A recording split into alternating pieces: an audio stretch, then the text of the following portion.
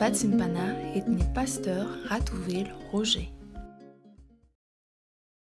Ivavaka tompoko. Dia raha Lazary voninahitra no atolotra ianao hatrany ry Jesosy tomponay sy mpanjakanay, ny amin'ny fitiavana izay tsy mitsahatra reo aseho anao aminay. Andriamanitra be famindrapo tokoa ianao, Andriamanitra be fitiavana, tena anio an'izany fitiavanao anay izany ianao amin'ny alalan'izao fahavelomana amizanao anay maraina vaovao izao indray. Mankasitraka feno re Jesosy satria tsy ny amin'ny herinay tokoa nge nazahoana izao fahavelomana izao fa fanehoanao fa tianao izay mbola navao isan'andro ny fandroratenanay hanompo anao. Misaotra ny amin'ny fitantananao ny fiainanay hatramin'izay, ary mbola misaotra anao ny amin'ny fahamindraponao tsy mitsahatra atolotra ao anay isan'andro isan'andro. Zinona tokoa moa izay zanak'olombelona, fantatray dia fantatray fa tena reraka ianao amin'ny adalanay, amin'ny fahotanay, nefa tsy mitsahatra ianao fa mbola mandoalika mandraka ankehitriny azo amin'ny segondra itsona ianaranao zao ary mbola mangataka famindrapo amin'ny Andriamanitra Pahary. Mankasitraka re Jesosy, makately fa tahaka ny olombelona rehetra ihany izay nefa nosongainao tao anatin'ny maro androany andreny hiafatrao satria manakambara aminay isan'andro ianao. Kehitriny ary matoky avy efa rahamango ny tokantrano ianao, efa mango ny fanahy ny tsirairay ianao, ary amoto n'izany fanahy izany amin'ny teninao ho ranorana hitondra fanavaozana amin'izao fanarahana anao zao. Fasatana sy ny forohoiny kosa izay mitady hanapotika andrava ny fifandraisana, ampiherikerika ihany koa ny saina mampanaka tsy fantoka amin'ny hafatra tiana ho tanterana dididiana tsy anakery, tsy anapahefana amin'ny anaran'i Jesosy Kristy velona avy any Nazareta. Any amin'ny varimy rehetra afo misy ianareo, tsy manana anjara amin'ireto zanak'Andriamanitra rehetra ianao. Any misy ianareo ary tsy verina intsony ianareo satria efa mendrika ianareo izany famaizana sy fandoroana anareo izany. Dia mitenena aminay Jesosy eo fa vonina ianao ny mpanomponao. Aleluia. Amen. Dia fahaly miaravatsika menakavy iray avana amin'ny anaran'i Jesosy Kristy tompontsika ary fahaly miantrano anareo tsirairay avy. Ny Tompo Andriamanitra ny anamarina ny teniny foana hoe anio no ho tonga ao amin'ity trano ity ny famonjena. Amen.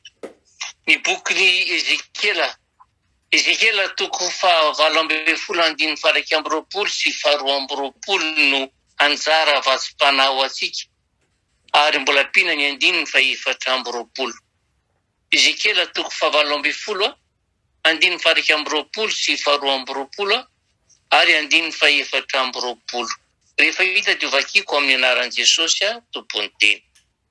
Fa raha ny ratsy fanahy no miala amin'ny fahotany rehetra izay nataony ka mitandrina ny didiko rehetra, ary manao izay marina sy mahitsy, dia ho velona tokoa izy fa tsy ho faty. Ny fatsotrony rehetra izay nataony tsy ho tsarovana amin'ny tsony, ho velona izy noho ny fahamarinana izay nataony. Fa raha ny marina no miala amin'ny fahamarinany ka manao meloka ary manaraka ny fahavetavetana rehetra izay nataony ratsy fanahy, ho velona va izy? Ny fahamarinany rehetra izay nataony dia tsy ho tsarovana noho ny fahatsoana izay nataony sy izay natsony sy ny fahotana izay nanontany dia ho faty izy. Amen. Amin'izao andro efa fiandrasana amin'ny fiavian'i Jesosy eny amin'ny raha lanitra izao ry havana, dia kendreo ho tsara fiafara ny fiainam-panahinao. Efa kely sisa ary efa tena tonga eo amin'ny minitra na segondra farany isika nizikadona nandrely mpakatra. Ary ako are, mba tsy ho varobarina amin'ny zava-poana eto amin'ity tany ity intsony sika, ary izay efa vonona dia azalay mpanahy mbola herikerika na hikendry anao an'izao tsy izao intsony, ka nakalaon Jesosy amin'izany zava-manintona eto amin'izao fiainana izany. Fa tsarovy izay ataonao amin'izao andro farany izao, no hanamelohana na hanamarinana anao amin'ny fitsaran'Andriamanitra. Samy mahafantatra izao areto mandoza izao isika rehetra ry havana, ary samy mahafantatra tsara mihitsy isika fa tena mitsipona tokoa raha fahafatesana amin'izao fotoana izao. Ary izay no mahatonga ny tenin'Andriamanitra ilaza hoe raha ny marina no miala amin'ny fahamarinany ka manao ny meloka ary manaraka ny fahavetavetana rehetra izay nataony ratsy fanahy, ho velona ava izy. Izany hoe izay manao ny marina hatramin'izay rehefa ela ny ela ka reraka ka mivadika ary lasa manao ny fanaony ratsy fanahy, dia tsy ho tsarovana intsony izay fahamarinana rehetra vitany nandritry ny androm-piainany. Na dia 100 taona ny maro azy, tsy maintsy homelohana izy. Dia tahaka izany koa anefa ny olona izay efa nahavita fahotana nandritry ny taona maro taloha, kanefa raha amin'izao efa segondra farany izao izy no miova ka miala amin'ny fahotany ary manao ny marina, dia tsy ho tsarovana intsony fahotany fa izay ataony farany ihany no hanamarinana azy.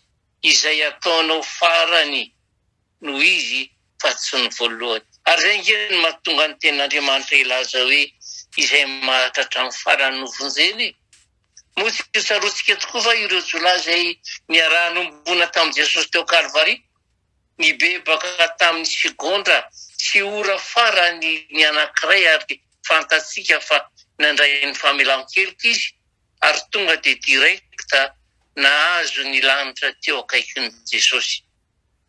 Ary izay no tenenana amintsika ry havana hoe izay rehetra mihevitra ny tenany hoe efa mijoro tsara sy efa manao ny marina dia aoka izy hitandrina. Ary maiza mandihy ny teny isan'andro sao efa tsy mitoetra eo amin'ilay fiainam-baovao misy ny fahafenoan'ny fanahy masina intsony ianao, ka tonga mamita tena ary dia hiavina avo-kevitra ka hanamary tena, kanefa raha tonga ny fiavian'ny tompo dia tsy ho fantany ianao. Ary izay nge no ilana antsika manavao ny fanoloran-tenantsika amin'Andriamanitra isan'andro mba hanasany ny akanjo-panahy antsika sy hanamarinany antsika amin'ny rahany izay nalatsany teo amin'ny hazo fijaliana. Tsy fantatsika tokoa mantsy na ny andro na ny ora na ny fotoana izay hiavian'ny tompontsika, ary dia mila manao jeritodika ny fiainantsika isika. Mila mandiny tena tsara ihany koa hoe inona avy ny dikana ara-panahy fa vitako, manahoana ny fiainam-panahiko, mandroso ve sa mihembitra? Fa isika mantsy tsy mba naman'izay mihembitra hoy ny tenin'Andriamanitra, fa mila mandroso mandrakariva mba hahafahantsika mitaiza sy mitobo ny solika izay efa ao anatsika amin'ny alalan'ny fizarana amin'ny hafa, mampahery ny hafa amin'ny tenin'Andriamanitra, satria izany no tanjaky ny finoantsika. Ary tadidio fa ny fanovozantsika hery mandrakariva dia ny famakiana ny tenin'Andriamanitra ary amin'ny alalan'ny vavaka. Ary izay no tonga ny tenin'Andriamanitra ilaza hoe fa miambena ka mivavaha mandrakariva mba hahery ianareo ka nitorotra izany zavatra ho avo rehetra izany ary hitsangany eo anatrehany zanak'olona. Ary indrindra ny voalaza ny amin'ny Efesianina hoe araisika famonjena ho fiarovan-doha sy ny tenin'Andriamanitra ho sabatry ny fanahy ary mivavaha mandrakariva ao amin'ny fanahy amin'ny fivavahana rehetra sy ny fangatahana ka miambena amin'izany amin'ny faharetana sy fangatahana rehetra ho an'ny olona masina rehetra. Io tenin'Andriamanitra io tokoa mantsy no afaka hetsika manohitra ny fahavalitsika dia ny devoly izany ary ampandresy atsika mandra-piavo ny tompo eny amin'ny rahona. Fa hoy ny voalaza amin'ny bokin'ny Hosea hoe rigana ny oloko noho ny tsy fahalalany.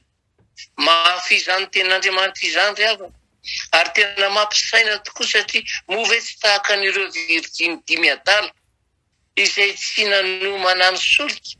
Adinony fa mila manangona ny mila fenoana nge ny fanaovanjiro satria isika izao dia samy mihevitra mihitsena ny papakatra. Ary dia toy izany isika ry havana, mila mameno isan'andro ny solika fitaiza amin'ny alalan'ny fangalana fampahirezana ary manovy ny tenin'Andriamanitra amin'ny alalan'ireny fampianarana maro ireny isika salany amin'izao maraim-baovao izao. Mila miorina amin'ny tenin'Andriamanitra ny finoantsika ry hava-malala amin'ny tompo. Mila vokisana ny fanahintsika tahaka ny vatantsika ihany koa. Mila misakafo ny tenin'Andriamanitra. Fa manao ahoana moa isika raha tsy ampy sakafo e? Lasa malemilemy, tsy mahavita na inona ary mora azo fakapana satria marefo ary ny hafarany dia marary. Dia tahaka an'izany koa ny fanahintsika. Mila omena sakafo mandrakariva. Mila manana ny tenin'Andriamanitra iray isan'andro isika farafahakeliny mba hoentina miaina. Satria mila atao fiainana mihitsy izany teny izany ary mila fiainam-bavaka isika ho sabatry ny fanahy ka tsy voafitaky ny Satana. Raha noana tsy voky mantsy ny fanahintsika dia reraka ary mora tafian'ny devoly tokoa. Fa hoy ny voalaza ao amin'ny Apokalipsy hoe miambena ary ahoreny tsara ny zavatra sisitra izay saika maty.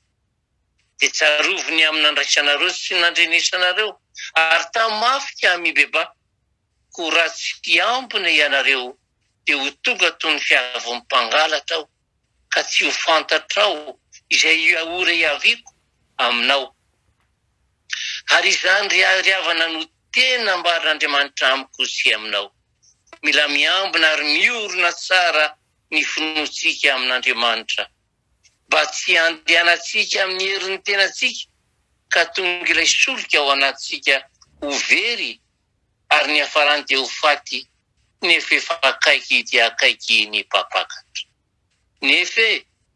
Nefa kosa ry havana raha toka ianao matsapa fa mbola tsy tena ao anatinao izany fananana solika fitaiza izany ary matsiaro tena fa efa diso ka nahavita fahotana maro, azakivy fa mibebary manatonan Jesosy aingana fa izy irery ihany no lalana tokana azahoanao izany famonjena izany. Tsy ho vitanao mihitsy ary tsy misy olona hafa na zavatra hafa vita manafaka anao amin'izany fotoana sy fahadisoana izany afa-tsy ny azo fijalian'i Jesosy irery ihany.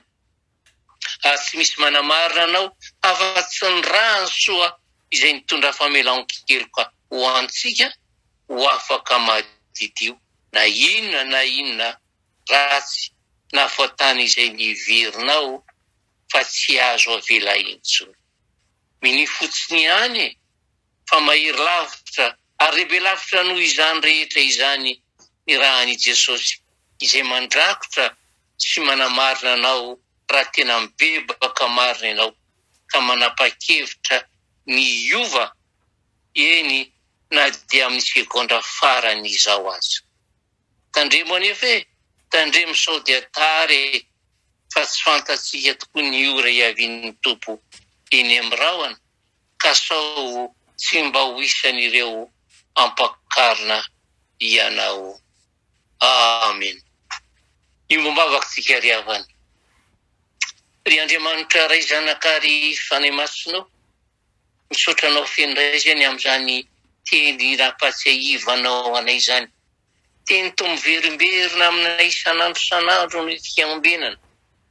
Nefa dia miariary mianjaanja eo anatrehanao fa tsy miambina izay. Mazana tokoa dia takalinay amin'izao rendrarendran'izao tontolo izao ny fananana atao anatinay anao. Ilay toeranao atao anatinay ato. Mazana to fenonay ny fitiavana ny fahatsaran'izao tontolo izao. Nefa dia fa miantsoantso foana ianao fa ho avy tahaka ny mpangalatra e. Ka akany ianao ianao. Raha ho anisan'izay tsy voavela heloka izay. Raha rinisan'izay ao anatin'ny fahotana izay no tonga tokoa eny amin'ny rahona ianao indrisy fa verimaina lembazakazaka nataonay. Tianao loatra mako izay Jesosy. Tena tianao satria ny marina n'izany dia fanafonao ny ainao anavotananay. Zavatra fantatra nefany dia ny ataonay ihany no ataonay. Ataonay tsinona ianao hoe ary rano angatany famindra-posy famelan-keloka foana. Nrendrarendra ny fiainanay, ny voninahitray, ny vola-mankarenanay, zany no ataonay lolara. Nefa fantatra ihany koa fa tsy misy manaraka anay izany efa tonga ny antsonao. Ny oentinay manaraka anay dia hoe nanompo anao ve zahay, nahazo famelan-keloka ve zahay sa tsia. Zay no entina hiatrika an'izany fitsaranao zany.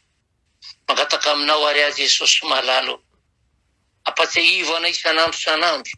Ampatsiahivo amin'reto vahoakanao isan'andro. Fa tsy maintsy mijery ny lalana izorana. Dia lalatery zay faritanao anay azahoanay ny fanjakany lanitra. Ary mba tsisy ho latsaka tokoa izay. Fa ianao ny efa nametraka anay eo amin'ny sivana. Ka raha ty voambary ray ary tsisy ataonao ho latsaka ho ianao. Fa ho tonga eo amin'ny fanjakanao. Tsy tonga foana nefany izany raha tsy ny tenanay ray manontolo mihitsy no vonay hiala arikiriko amin'ny fahotana ka hitodika tanteraka aminao. Maniry fahavelomana izay, maniry andro maro izay, nefa mba hampio izay mba andro maro bebanay hanavaozanay ny fanoloran-tena alompo anao foana ka isaky nijery anay ianao dia ho faly amin'ny lalany izoranay zanakao. Dia toarany vahoakanao izay novidinao notsokainao tao anaty marandre ny afatra, hamakivaky ny androany ary dia mametraka an'izany diana zany eo ampelantananao. Ianao mako nefa niteny hoe aoka tsy hinana izay tsy miasa, andeha hitady ireo Jesosy a, andeha hitady asa fivelomana ireo Jesosy a. Matoky afa efa mialoha lalana ianao. Ahita azy ho dia davony izy ary hitay azy isan'andro ianao eny an-dalana e. Na manonona ny anaranao izy, miantso ny anaranao izy, aza mitaritrehitra Jesosy fa valio e. Ary toroy lalana isan'andro. Raha sanatrika tady lavo, tany mafy, aza vilana ho solafaka ka namavo ny anaranao. Jereo ny mpianatra Jesosy any am-pianarana, arovy amin'ny zavatra maro isan-karazany fa fenoa ny fahamasinanao. Izay rehetra mba hijanonao tokantrano kosa e. Na ina ho tanterahany ao dia marino fa ampoanao ko ny fahasoavany. Betsaka aminay ato Jesosy izay mihaino ankehitriny amin'reto zanak'isy nareto ny manana aretina ranofo na aretina ara-panahy. Matoky ao Jesosy fanasitrana anazy ireo satria ianao no Andriamanitry ny nofo rehetra. Mo misy ava-magaga izay tsy hainao va? Na misy mandalo fahasairanany e, na misy mandalo alahelo e. Ianao le Andriamanitra ny fifaliana, ianao ny amany rojo izay tady amatotra anazy amiana azy fahatsarana. Hiatrika ny hoavy ny ray matory. Fa ny finoany tsirairay dia ampitombo isan'andro amin'izao fanarahana anazao. Ny mametraka ny hoavy ny tsirairay eo ampelantananao ary amarinanao anazy ny tsodranomasina izay tenenanao hoe fa ny fahasoavan'Andriamanitra ray. Ilay tenenanao isan'andro ampo anao ny fahasoavako. Ny fitiavan'i Jesosy Kristy Tompo, ilay namozany eny teo amin'ny hazo fijaliana ka na toy izao anay. Ary ny firaisana amin'ny fanahy masina mba hampiray aminao isan'andro. Hitoetra amin'ny ankohonanay, hitoetra amin'ny fianakavianay, hitoetra amin'ny fiangonanao ray manontolo. Ka hitenenanao foana hoe aza matahotra za momba anary mandrakariva ambara-pahatonga amin'ny fataperana izao tontolo izao. Atolotrainao ny dera sy ny anjara voninahitra Jesosy. Fa ny fitahiana e, fahasoavy raro amin'ny fahatsarany dia arotsay aminay tsirairay aby izay nanompo anao androany. Sotra fanahy masino